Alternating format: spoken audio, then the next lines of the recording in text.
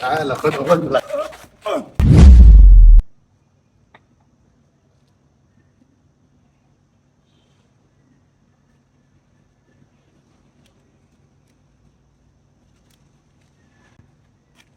تعالى خد لك. يا راجل بقالك يومين مش باين ليه؟ انت ما قلت لك بلاش الهزار السخيف ده انت واصحابك. هو هيعمل نظر برضه بتتريق عليا مش عايز تسكت علي كده. انت بتتريق على نص البلد كلها. يا جدع. انت قلت لك بلاش الماسكه دي بتضايقني. اللي بتتريق هو يا جدع كده اجيب لك على وش. بلاش احسن لك. خليه ليه يعني؟ اعمل ايه؟ انت ولا ليك عايز اصلا. طيب ماشي. حته واحد اعمى. سيب صباعك. مش هسيب صباعك صباعك. كسر. مش هسيب. بس خلاص. قلت لك خلاص. صباعك كسر يا جدع انت.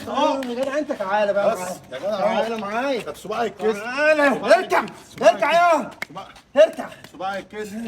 ما انا قلت لك بلاش هزار. خليك محترم. مش هسيبك غير لما يجي حد بقى من اصحابك يستلمك. يلا كنت بهزر. هزر دلوقتي. كنت بهزر. انا قلت لك بلاش الهزار انا السخيف كنت ده. بهزر معاك. طب خلاص. طب ايدي صباعي اتكسر. طب لم نفسك. يا جدع انت اوعى. يلا هو حد كفيف واحد مكتفه من ورا يتصرف معاه ازاي؟ انا مين عادل مدرب الدفاع عن النفس. لو حد مسكك بالشكل ده ازاي تتصرف معاه وانت مش شايفه؟ كل اللي انا هعمله بحاسه اللمس اللي اتكلمنا عليها كتير في فيديوهات قبل كده اهو. ايدي بتروح على اي قبضه من الايدين الاتنين المسكاني، وهاجي على اي صباع ايدي هطوله وهضغط الصباع ده في اتجاه الكسر. يبقى انا كده ايه؟ اتحكمت فيه. وفي نفس الوقت هو برده ما يعرفش يعمل حاجه بايده الثانيه لان صباعه ده هيتكسر، وكده تبقى انت متحكم وتقدر تمشي بيه تاني وبالراحه. وهو جاي مكتفني بالشكل ده، ايدي هتروح على اي صباع من الايدين الاثنين اللي ماسكاني.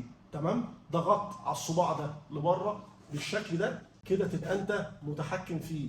ضغطة الصباع ده هي دي اللي بتخليك متحكم في جسمه كله. مهما هو عمل بايده الثانيه مش هيعرف يسيطر عليك زي ما انت مسيطر عليه. زي ما قلنا في فيديوهات كتير قبل كده للشخص الضرير او الكفيف، لو هو اتمسك اي مسكه وجيت سيطرت على الخصم اوعى تفكر تسيبه لحد ما يجي اي شخص يساعدك يستلمه منك، لانك لو سبته هيبقى رد فعله عنيف ومش هتعرف تتفادى منه اي ضربات لانك مش شايفها.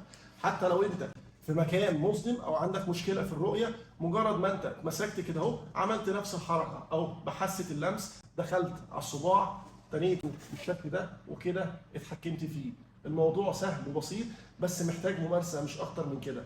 كل الفكره ان احنا بندي حركات واساليب بتعلي الثقه بالنفس عند الشخص الكفيف او الضرير، او عندك انت لو جالك اي مشكله في الرؤيه او اتمسكت في اي مكان مظلم ازاي تعرف تخرج من المسكه. مش بس تخرج منها، لا وتسيطر على الخصم كمان. اتمنى اكون قدرت افيدكم ولو بمعلومه بسيطه، وما تنسوش صور وكواليس الحلقه ديت لو على الانستجرام. بحترمكم جدا واوعدكم دايما بالمزيد. اشوفكم على خير.